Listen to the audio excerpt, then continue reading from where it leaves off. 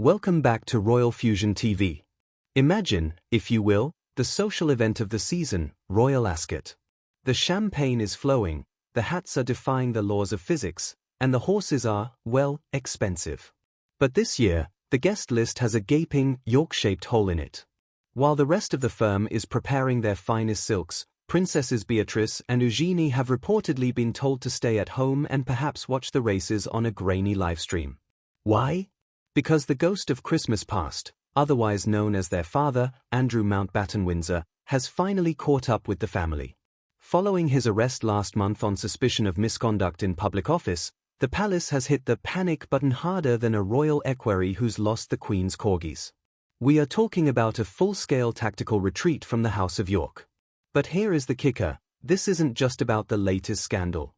There has been a simmering, Cold War-level tension brewing between the York sisters and the Princess of Wales for years, and it all came to a head in a carriage ride that was more awkward than a breakup at a funeral.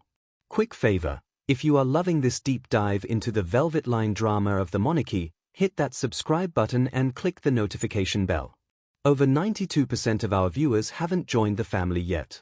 It is free, takes a single second, and truly means the world to us. Done it? Brilliant. Now, back to the show. So, let's get into the why. Usually, Beatrice and Eugenie are the life of the party, or at least the life of the royal box. But this year, the vibe is less grandstand and more bandstand.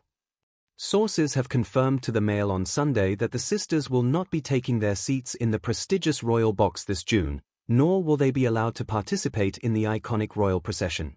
It turns out that when your father is under investigation for misconduct in public office and his ties to the Jeffrey Epstein saga are being dragged back into the light like a bad 90s fashion trend, the palace PR team decides you are a liability.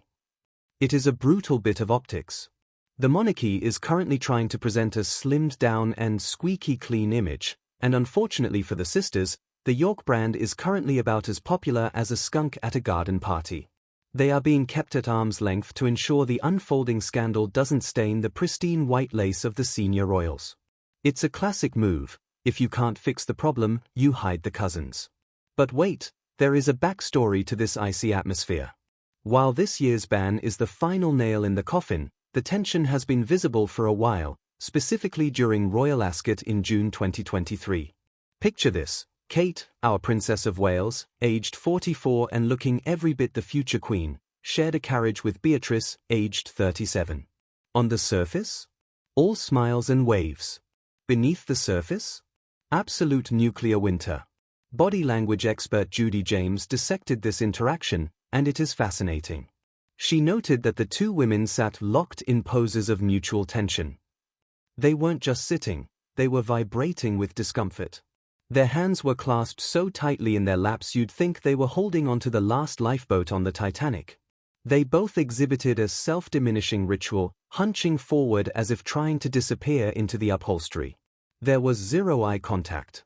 They ignored each other so intensely it actually took effort. It's the royal equivalent of being forced to sit next to your ex's new partner at a wedding, except there are 5,000 cameras watching you. It gets even juicier when they actually stepped out of the carriage. Now, Kate is a professional. She knows the world is watching, and she knows that the firm must always look united. As they exited, Kate performed what experts call a body language misstep by Beatrice, but a masterclass by Kate. After thanking the coachman, Kate suddenly swung back to look at Beatrice. It looked like an afterthought, a quick, "Are you coming, dear?" gesture. But Beatrice? She wasn't having it.